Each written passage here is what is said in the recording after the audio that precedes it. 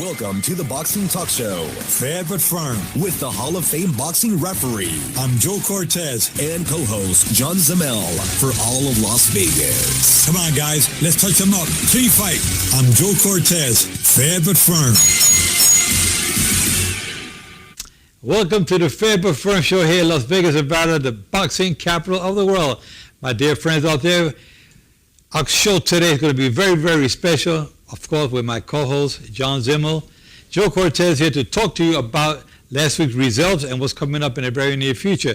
I can tell you one thing, fans, is that we love boxing with a passion, and we want you to enjoy this show to the fullest. Now, you know, last week we had some big fights and big topics and a lot of great following. We want you guys to remember to keep sharing this show because it's getting bigger and bigger by the week. We want all our fans around the world to understand where we're coming from. We're trying to give you the best we can to share with your friends. Make sure that it's done on a regular basis. And make sure you subscribe. I know this isn't the best intro, but we want to make sure we capitalize on last week's success as best we can. If some of you love watching us on Facebook Live, you catch us on Mondays, we love sharing with you. We love coming to you live. But sometimes you can't watch that show. That's why you need to subscribe either on iTunes, on Spotify, or most importantly on YouTube, where you can watch it just like you do now anytime. So please make sure you subscribe, Fair But Firm Show. And let's get the show started, baby. Let's talk with the main topic, huh? Well, let's go with the knockout punches. Woo! Which one? There was a bunch of them this week, man. There was a bunch of knockouts this past week. Big power this week. You know, of course, talking about big power, we're talking about Deontay Wilder, who said that he was going to knock out this Palooka out in one round. And he sure did. I mean, he says there's so much feud going on between both of them. There was just a feud going back and forth for the last 3 or 4 years. Yeah, they've had a lot of big stuff, but they were fighting on the same card. And I remember a lobby fight. Yeah, and Brazil was telling Deontay Wilder, hey, you know what?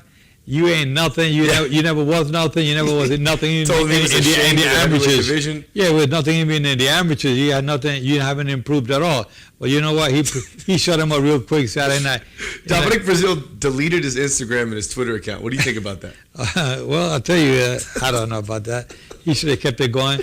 But I mean, you know, Deontay Wilder really shut him up. He shows that he's still got that big fan favorite base behind him. I mean, he lost a lot of status when he fought a draw to Tyson Fury back in December. But he proved the world, you know, that he got what it takes. But then again, he didn't fight anybody with any really big name recognition other than what he did in the amateurs, in the Olympics. Well, he fought Anthony Joshua. Dominic Brazil's not a nobody. Yeah, but he fought Anthony Joshua and he lost to him as well. He got in stopped. 7, yeah. Yeah, but I mean, that was his only loss. He was the WBC mandatory for a reason. It wasn't like he just.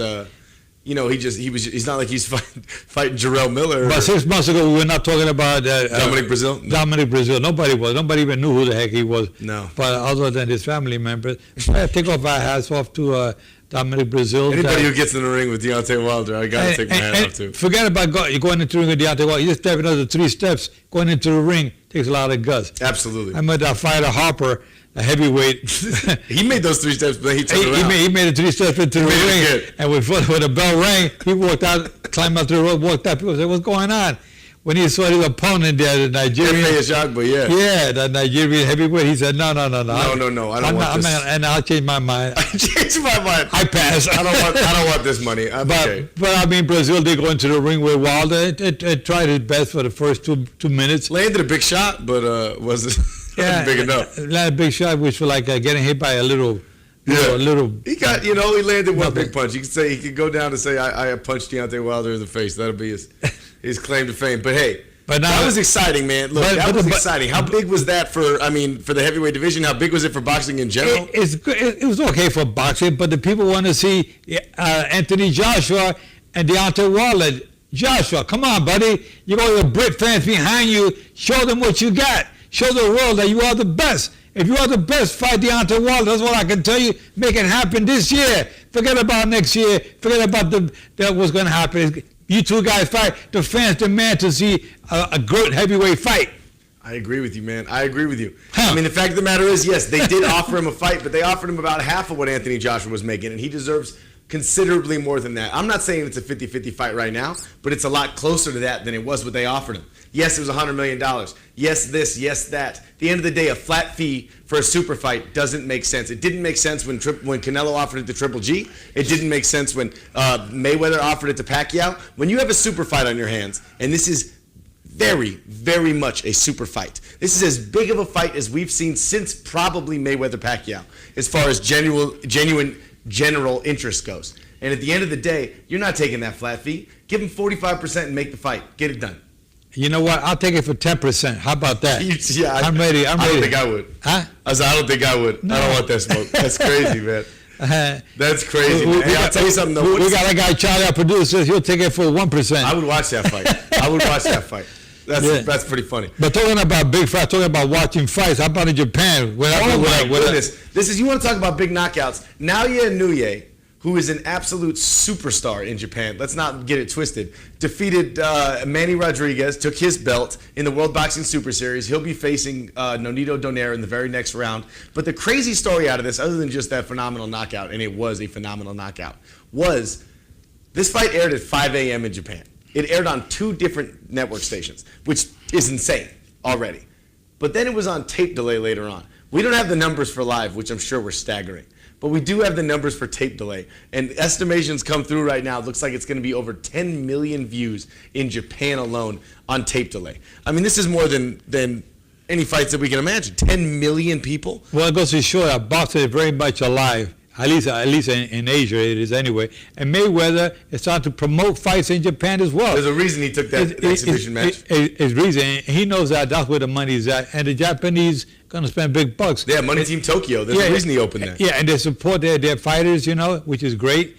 They're really big fight fans. And I've been there several times refereeing championship fights, and there really is a big turnout for the local fighters. So I think that Mayweather promoting fights in Japan going to be big. And this fighter, Inoue, he's going to be doing. He's amazing. He's fighting Nonito Donaire in the next round. Nonito Donaire is famous for his big left hook. He's a legend in many ways, but I don't know if he has what it takes to even last 4 rounds with Naoya Inoue. I don't know if anybody does. Well, let's see what happens. I can tell you one thing. I referee fights in the Tokyo Dome, and I tell you, it was amazing to have the fan base behind it. That fight with Nonito Donaire and Inoue should take place in the Tokyo Dome. Yeah, that's something they're talking about because of how big that fight is, how big this last one was. And it would be enormous.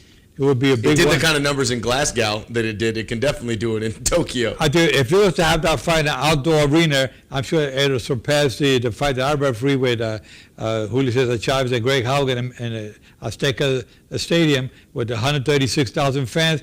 In Tokyo, they put us in a big open arena to have 500,000 fans. I think they really could, though. I'm not even just saying that. I think they really could do 150,000 people if they did it in an outdoor arena. If they have an arena that big, which I'm sure they do in Tokyo. Yeah, well, I tell you, they can do it at the soccer stadium. Yeah, at the soccer stadium. Man, that's crazy. That was a big knockout, though. If you guys don't know who Naoya Inoue is, Naoyainoue. Look him up. You will be a fan by the end of it. He has such devastating puncher power and crazy speed. You can barely see him, but you can hear him. Whap, whap, whap. He puts hurtings on people. He has a following in Japan like Manny Pacquiao does in the Philippines. He's getting there, man. It's crazy. Manny Pacquiao, I take my hat off to the man. He's been a great champion, and he's still champion today. I remember refereeing his first World Championship fight here in Las Vegas when he won the bantamweight title. Oh, yeah. And I tell you, he still got a spark, a lot of spark of the old flash. Mm-hmm. When him fighting now, July 20th? Yeah, I believe so. Against Keith Thurman. He's fighting Keith Thurman. That's going to be a fight that fans want to watch. And Manny Pacquiao is saying, this is not a Manny Pacquiao show by no means today, because we're going to be talking about Manny Pacquiao when it gets closer to his fight. But I just can't keep talking. I got to keep talking about him because he is a role model to his countrymen, especially everybody, all the kids in the Philippines, all look up to him as a big role model. People are saying forget about him being a congressman, he should be president of the Philippines.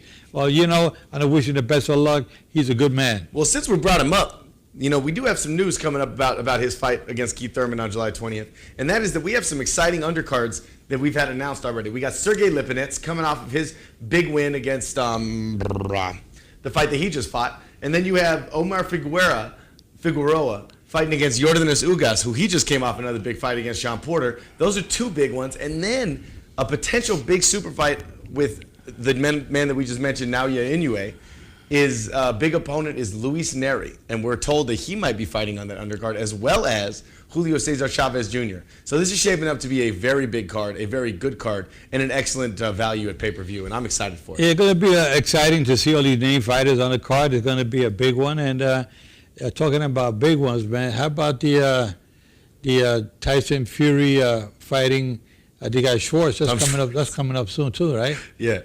I mean, I don't know if it's going to be a big one, but the fans want to see Tyson Fury come back. I'd like to see Tyson Fury back in action. Well, you know, he did a good fight against Deontay Wilder. He did a great fight. I mean, he impressed me. No, he looked amazing, and he's awesome with his head movement. He's awesome in a lot of ways, but he fights to the level of his opponent in a lot of ways when it comes to promotion, when it comes to excitement. I don't mean he fights skill-wise to the level of his opponent, but the fact of the matter is, when he fought Klitschko, it was boring. There was nothing exciting about that fight. I can't point to a single other Tyson Fury fight that was exciting, but Deontay Wilder, who I've said before is the most exciting fighter in the sport with his wild antics, with his wild abilities in the ring, going up against a guy with the kind of promotional ability that Tyson Fury has, and that's where he's going to make a lot of fans. That's where we're going to have a lot of fun, is in those press conferences, him able to say the things that he says, do the things he does, do the little dances, his head movement, his stick his tongue out. That's what makes an exciting fight, and that's why that rematch has such great acclaim. And he put his hand behind his back. He does the whole thing. Come on, he reminded me of Conor McGregor. Yeah. He put his hand behind his back when he fought Floyd Mayweather. Yeah, but you put your hand behind your back against Deontay Wilder, and you're asking for trouble. Yeah, you're going to find your head someplace that...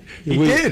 Yeah, he went to. You got to knock the guy's head off his shoulders. He basically did. He went to heaven, and God said, "Go back down. You got to get up before the 10 count." And he got up. He got up. But I'll tell you, Deontay Wilder last week, Saturday night, man, knocking out Dominic Brazil. I mean, Dominic Brazil felt like he was in Brazil Saturday night. So that was like, He got hit with that right hand punch. He went flying all the way to Brazil. His ear slapped him in the back of the head to say, "Hey, maybe you shouldn't have been talking that much before the fight." His ear slapped him. I really felt sorry for him because when he got up, you could see he was so disappointed. He fell into the ropes again. And, well, with the what's his name? The referee had to hold him. Hobby Doc, a good up and coming. Hobby Doc's a great referee, yes. Very good up and coming referee, and did a good job, good stoppage. And when he got up at the count of 10, he was ready. He fell back into the ropes again. And you know what? Can you imagine if a referee would have let that fight continue? He would have said 9. Jack Reese would have let it go on. He would have counted 9 and held up to 10 and just maybe held him up and let him continue.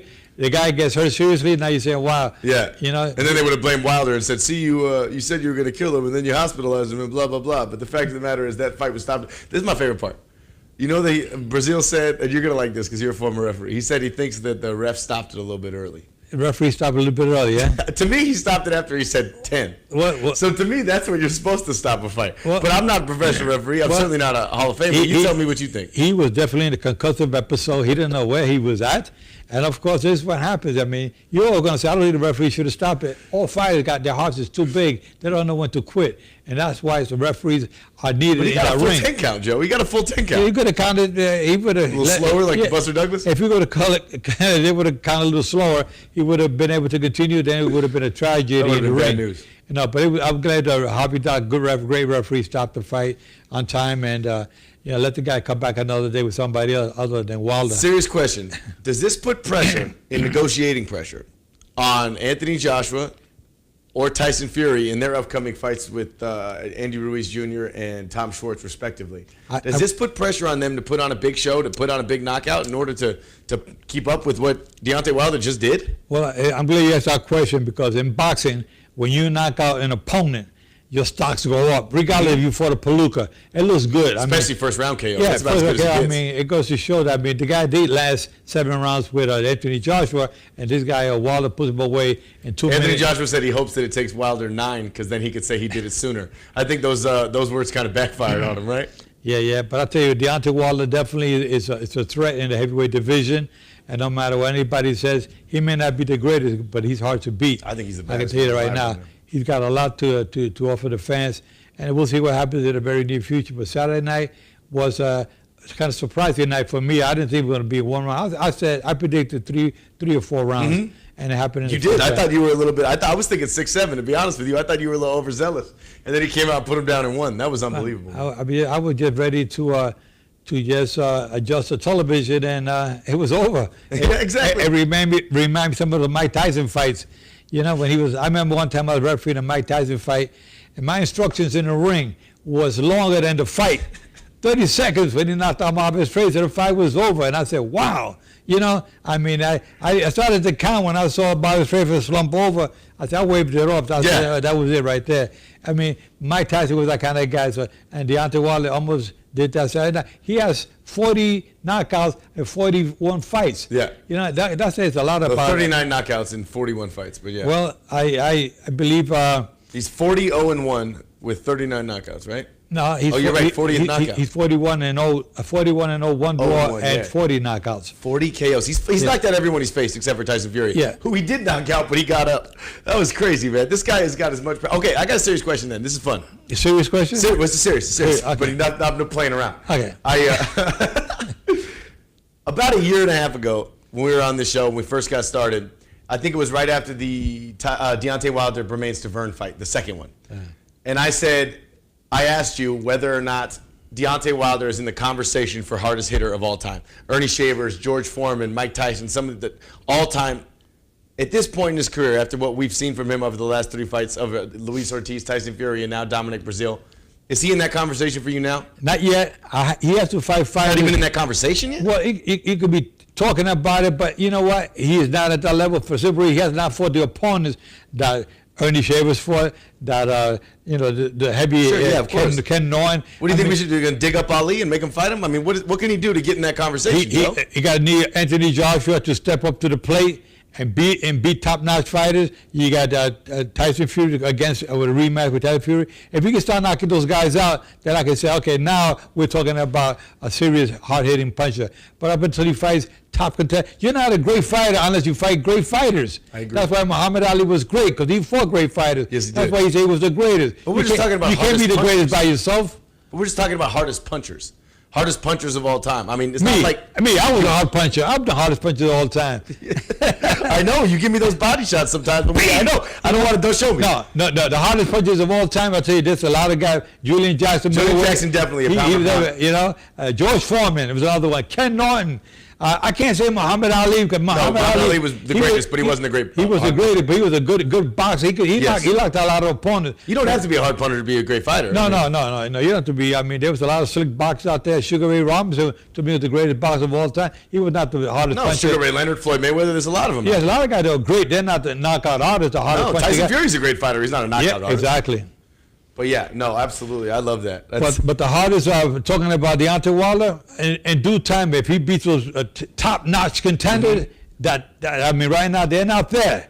When he fights the great ones out there, then he knocks them out, then I say he's probably considered one of the hardest punchers in the heavyweight division. Joe's bar is so high. I love it. He puts it up there, man. I love it. You got to come on. I'm in the game a lot of years, and you fans know you want to be great. You got to be the great fighter. You can't be great by fighting a bunch of palookas. All right. Speaking of fighting a bunch of palookas, Joe Joyce fought on the undercard this weekend against a 42-year-old Alexander Ustinov. I believe I'm saying that right. Doesn't really matter. We'll never say it again. Ustinov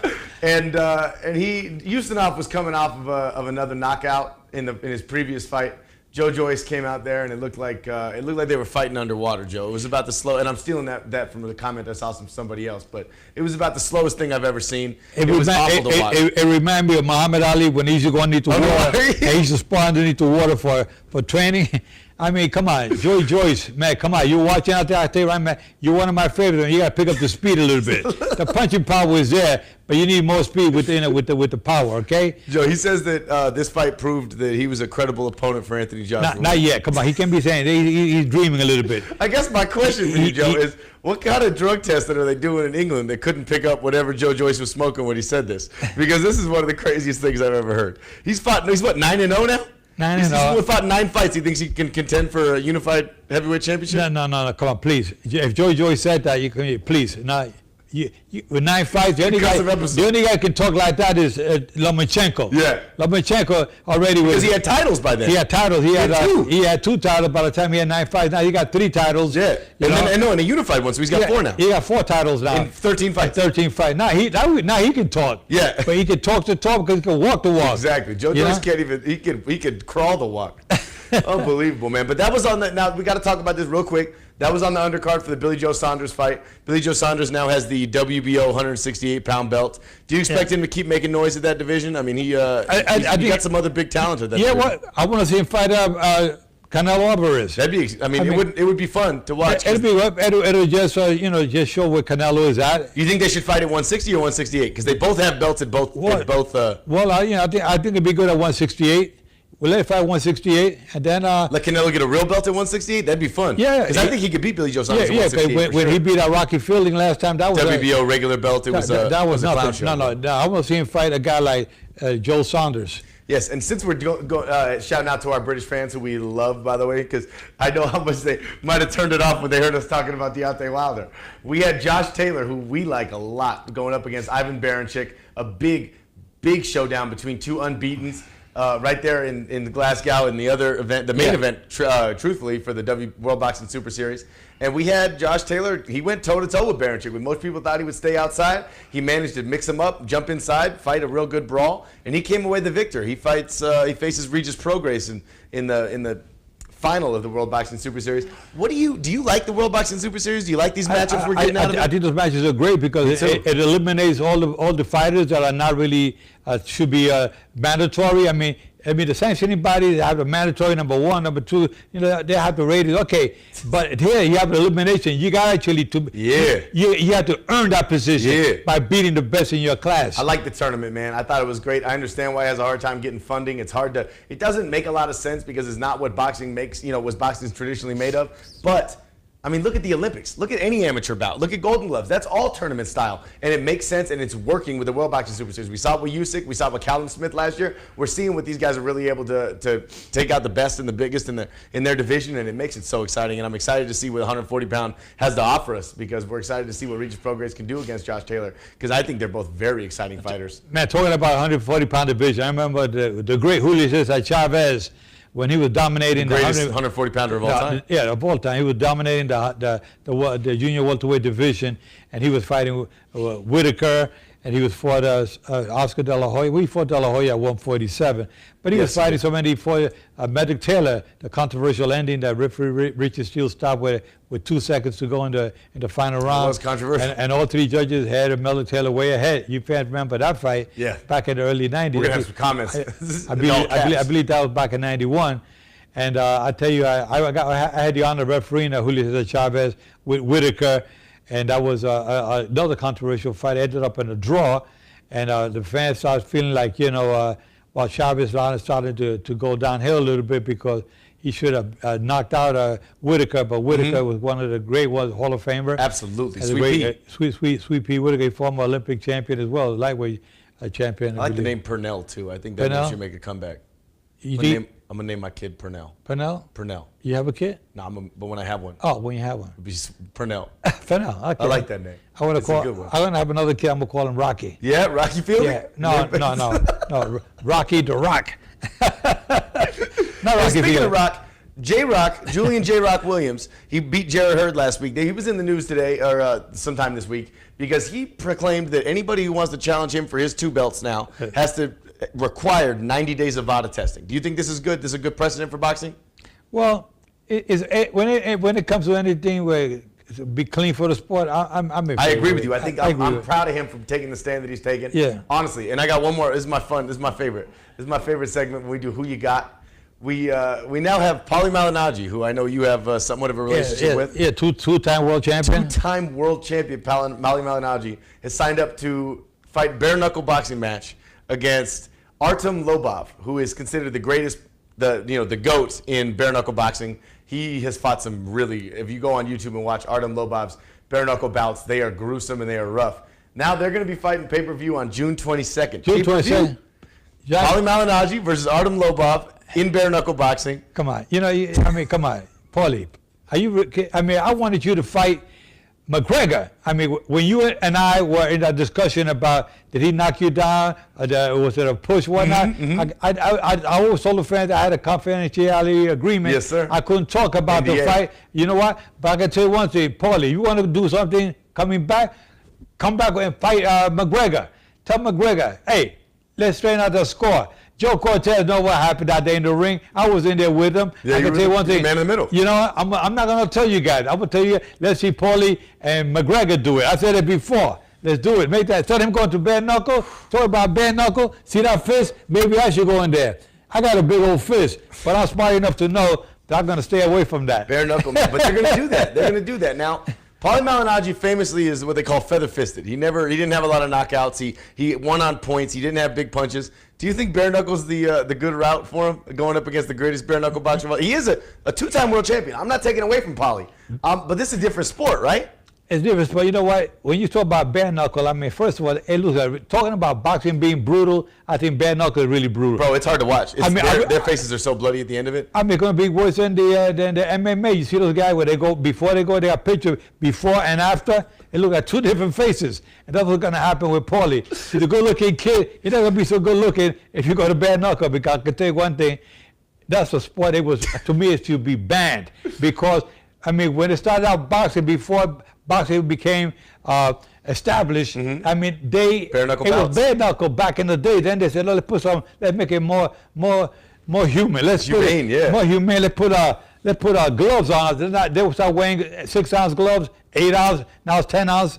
You know, now they wear 8 and 10s. It's 8 and 10s, yeah. Talking about 8 and 10 gloves, 8-ounce gloves.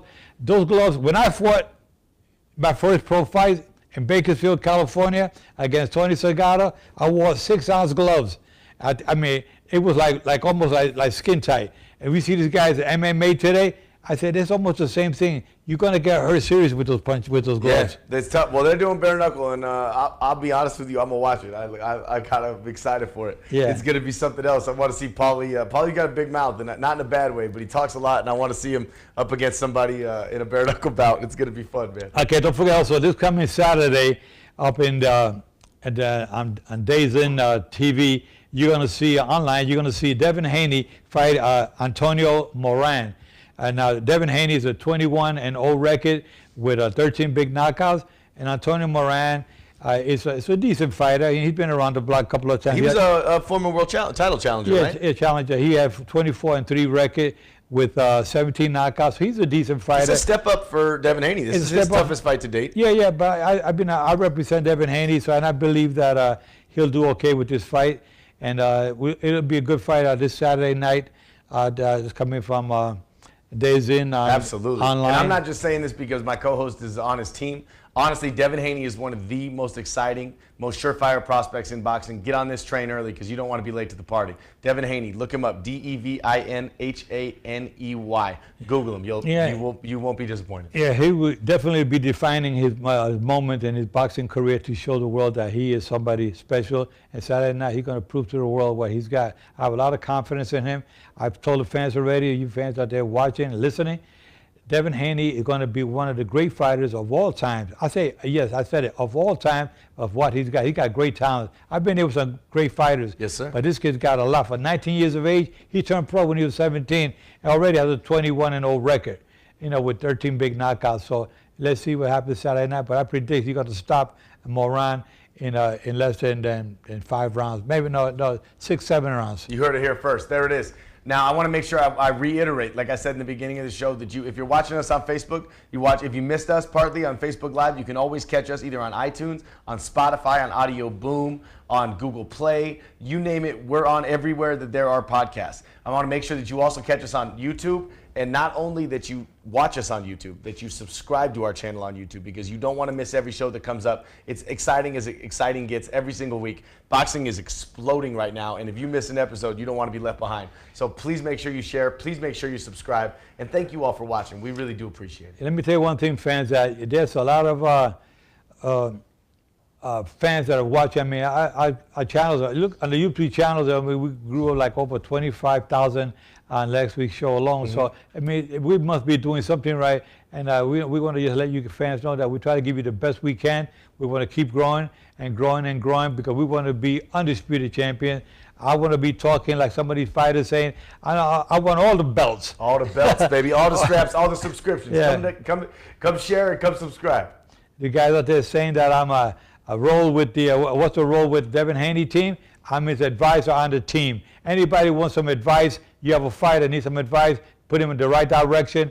Make sure that when they go into the referees and the judges, come into our meetings, the rules meeting, make sure they're done correctly. They give the correct information. Anything when it comes to managing a fighter, get him on the right track, make sure that things are right. It's like a security blanket. Yeah. And that's what I do for these fighters, making sure everything goes right for them. I've been in the business all my life, and I'm there to help out any fighters, any promoters that want somebody to make sure things are done the correct way. When it comes to their fighters, call me up. I'm there. I'll be there for you guys.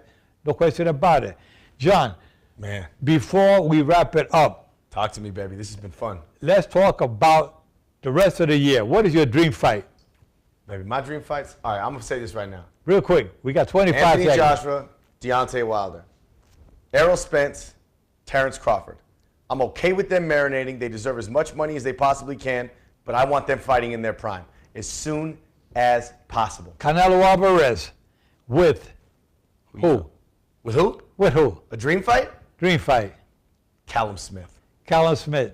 Okay. It's okay for me. Because I like Callum Smith at 168. Guys, keep your guards up at all times. Protect yourselves at all times. And remember, I'm fair, but I'm firm. Touch him up, buddy. Take care. We love you guys.